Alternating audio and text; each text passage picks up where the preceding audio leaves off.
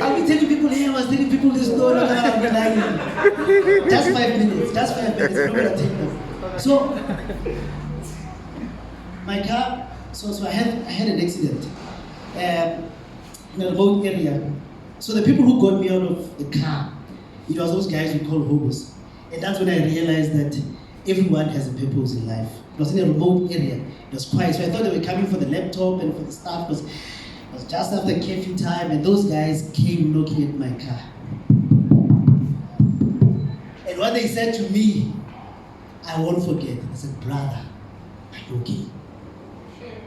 Brother. So these are guys who live in the streets. They're calling me brother. I'm fine. They opened the car. My car is rolled. So I get my driver's seat on the side. So I need to go up. So I'm pushing this door. There's gravity pushing it. And these guys, they pull the door. They pull their head in. They said, our brother, I'm fine. And I realized that everyone is put somewhere for a purpose. Imagine if those guys were saying we are useless, all of those things. But they came to me and they said, brother, are you okay? So I think everyone has that purpose. So the car was written off, the car was paid, those insurance things went on and on. So now I'm using a taxi, right? And I have learned something very important from the people that we despise the most.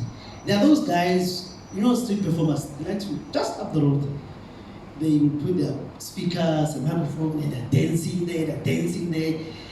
And people will gather and then they will sell their CDs, And I always get fascinated by these guys, Sometimes they chase them away because they don't have a right to use that space. But they just wake up and they just hope, true to what Brother say, that things will just wake up. They show up, they go there, they sell and they make sales, And so I got into the taxi and I spent time thinking to say, why am I not starting? Now I was speaking to myself, why am I not starting on my dreams? Those guys don't have a record label. They don't have someone to push their sales. They just go to someone, maybe like Fatwan, and say, hey, can you give us a beat? 500, hey, we got 400. And we'll come back next week. But they're making it happen. No excuse. They're there, just up the road. So I drew inspiration. As a speaker, I've spoken at KPMG and a number of places, and people say, why don't you monetize this thing? So I went to agencies. I said, guys, I've got all this qualification, I've got all of these things. Send me as a speaker. And they said, we did this, I gave them. But eventually I realized that no one is coming to save me. And I was saying the same thing when I was speaking in Malawi. I said to those guys, people look at, if you have been to Malawi, Mozambique, and all those places, they look at us like celebrities, like, they think we've got solutions. So I was telling these guys, I don't have solutions. Anyone coming into a country to give you solutions is probably lying to you. If there's anyone you're waiting for, it's yourself. You are the one that you have been waiting for. So there's no excuse. You need to dust yourself and sort of move on. I love what Ian Rand said. He said that start where you are. Do what you can with what you have. Simple as that. Those guys are doing it every day, and I think that's the most important thing that can help us to sort of start things. And as I was preparing for this event, one of the things that really stood out for me is this saying by Arthur Ashe. Arthur Ashe says, the question should never be who's going to let you. The question should never be who's going to give you permission. You should never ask that question at any given stage. The question you should be asking yourself is, who's going to stop me? And I think that's empowering. When you ask yourself, who's going to stop me, you sort of eliminate all the excuses. You wake up early, you get things done. So I set up this, I thought, I've got a story to tell. I want to encourage my friends and everyone to start.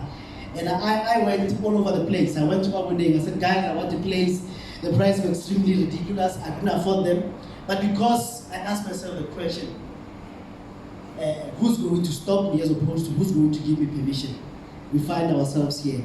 And I think as we come to an end, I hope that if you forget everything that you have said today, don't forget this important thing, that you should not ask for permission, but you should be challenging the circumstances to say, who is going to stop me in my pursuit for what I need to do? So with that being said, I'm going to ask Nadolfe another microphone. Give it closer. Another microphone. Okay, no, it's fine. I think we can hear each other, so it's okay. Are there questions for our speakers? Maybe that you wanted to raise questions, compliments, consent. Do you have any question for our speaker? Oh, you need a mic. No, I should understand. Oh, Yeah. okay. Thank you very much for the opportunity.